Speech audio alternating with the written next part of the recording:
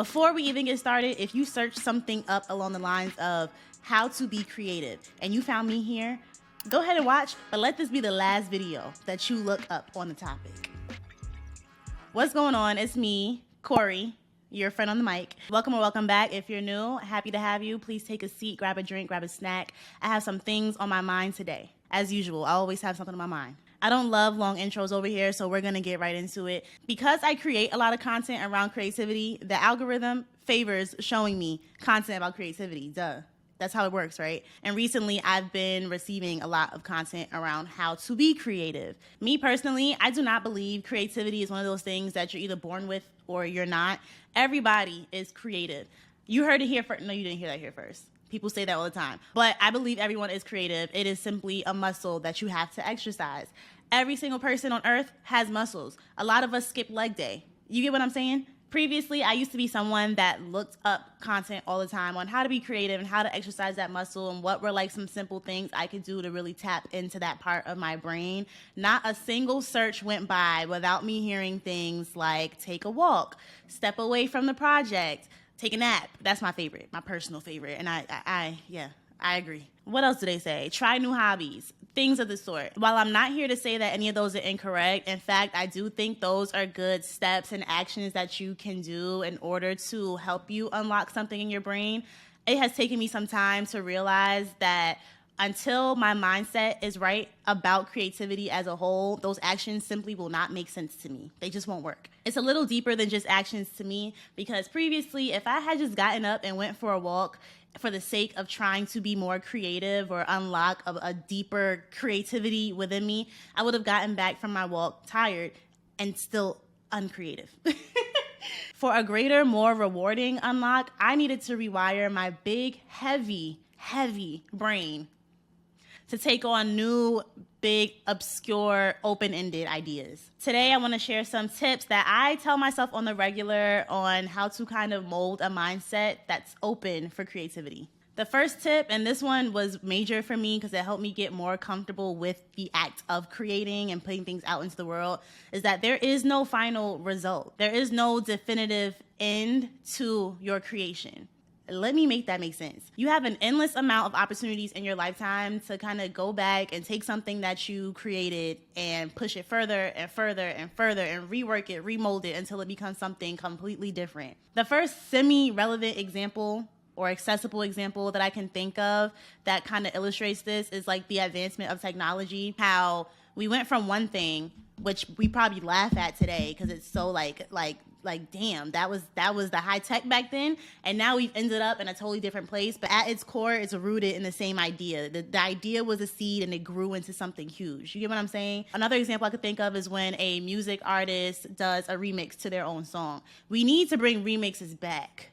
Now that I think about it, that's another video for another day, but come on, y'all. Anyway, I'm not talking about a remix where it's the same exact song and another artist hopped on the song. I'm talking about a true remix. I'm talking about Destiny's Child recording Say My Name, and we all love it. Then they link up with Timbaland, and they make a remix that is a totally different song, but the same lyrics. Like, it's a true remix. That's pushing it further. Traditional artists will also go back to old paintings or old photography or whatever and rework into something else. Sometimes they use different mediums from the original medium that it was created in. There's always opportunity to create from your creations. This also gives you the chance to go ahead and create with your original safe idea, because your first idea typically is your safest. Go ahead and do that. Nothing wrong with it. Get the idea out your head, execute, see it in real life, and then go ahead and snowball it until it starts to take on a completely different form that your original thought process just couldn't reach. I have a book.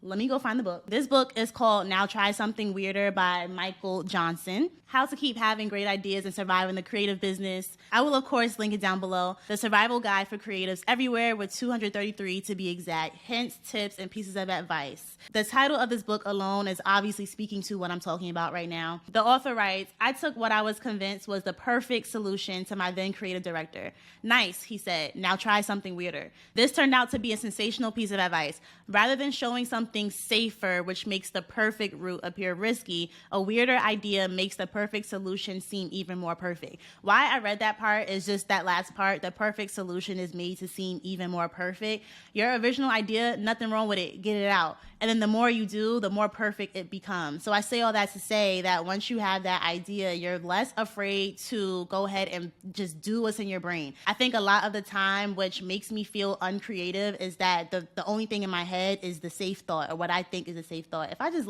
get it out and understand that that is not my final solution, or it might not be my final solution, I'll be in a better place. Looking into creativity and how to be creative, I used to hear a lot about flow state. Before I get too deep into this, let me go ahead and define flow state. The term flow state describes a mental state in which a person is completely focused on a single task or activity. They are directing all of their attention toward the task, and they do not experience many thoughts about themselves or their performance. Some people refer to this informally as being in the zone. I used to hear about flow state and think that being creative automatically means that you wake up on the regular and you're just in flow state. Like a true creative person will be able to access flow state every day, and that's just how they're able to do what they do.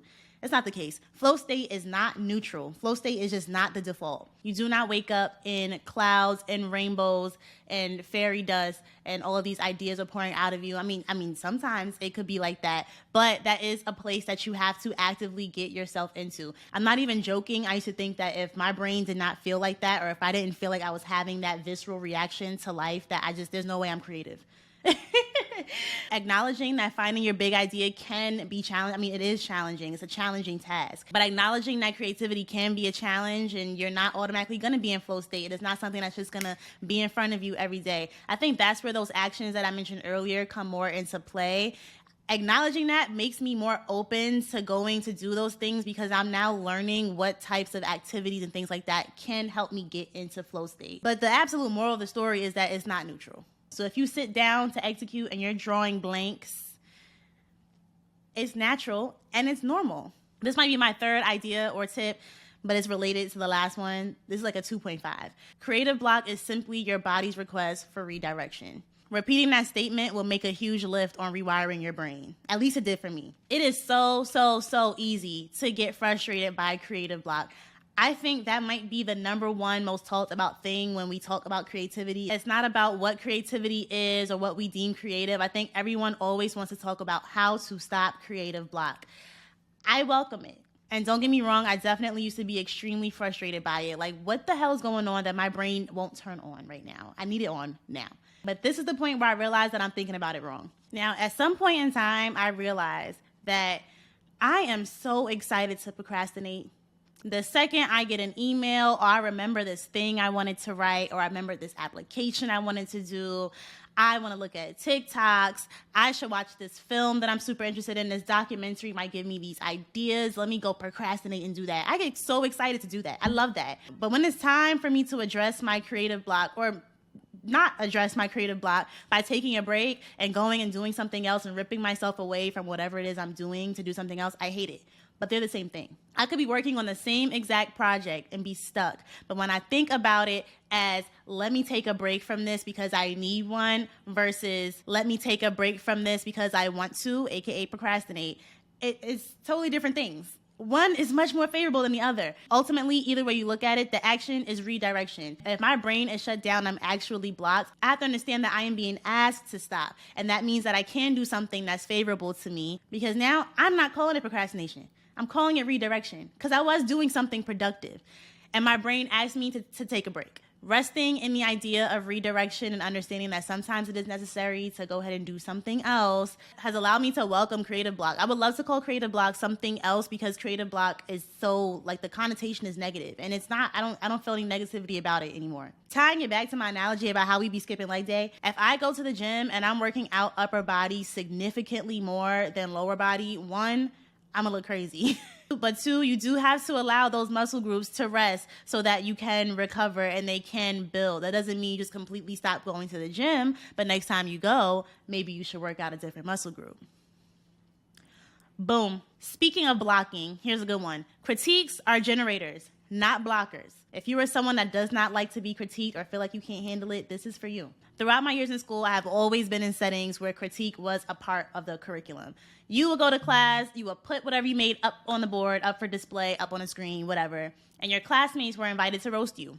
Roast is strong, but they were invited to critique you as constructively as possible, but we all know it's not always constructive. However, through that process, I have gotten very tough skin. I used to hate critiques. I used to avoid it, but I know I was afraid of critiques because I was always afraid to be challenged. Your creativity is personal to you, so it's always like super vulnerable to share with other people. You know how it go. Keep in mind that I'm an artist and I'm sensitive about the mindset shift here is that critiques are opportunities to access different minds with different experiences. You are one person with one brain, and all of your experiences and things that you have gone through and read about and all of that sums up to how you think today and how your brain processes things. That being said, you do not carry every identity. You have not been every place. You have not seen everything. But you do have access to other people whose minds carry completely different thought processes based on their experiences and their identities and so on. You get the point. If you've ever been in a situation where you needed to brainstorm,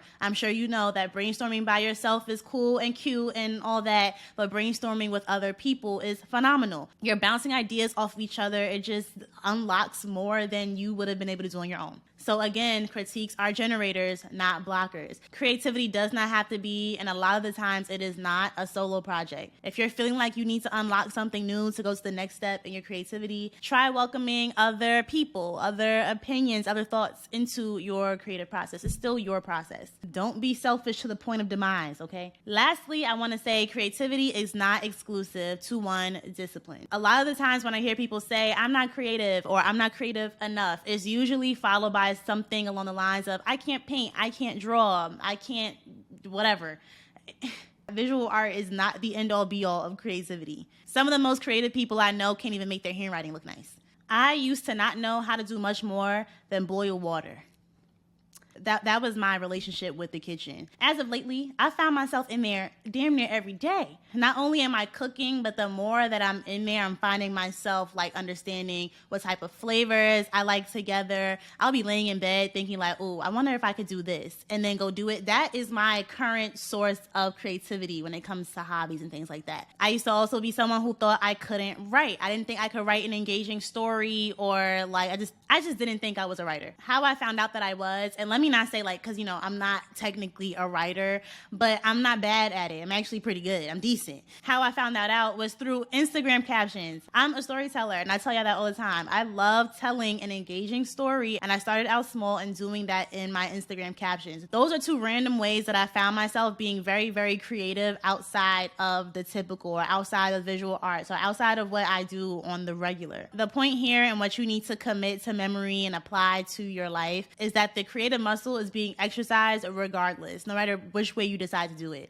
So I do encourage you to find completely different ways to be creative other than the one that you feel like you can't do. I've mentioned this before in a previous video about how me starting a YouTube channel and me like exercising my creativity here and learning new skills here was then transferable into other endeavors in my life. So the way that I thought and the way that I told stories and the way that I like did everything on here kind of helped me think differently about everything else in life. Same thing applies here. If you are finding yourself being creative in something that's totally different than what you normally do, when you come back to what you normally do, or even if you try something else that's totally different, the way you think and the processes that you've taken on and the rhythm you've developed throughout that time, that stuff will carry on to everything else. So, you know, there's always more than one way to do it. I genuinely hope that that was helpful for you. And if you did happen to come across this video by search, I do hope that at this point you are able to stop looking for all the answers and kind of just, you know, set yourself up, set your mindset up to welcome the creativity that you are about to build, because it's in you, not on you. I don't even know if that made sense here, but I like it. Thank you so much for watching. As usual, subscribe if you haven't already. I'm looking at you. I see you. And I will see you in the next one. Bye.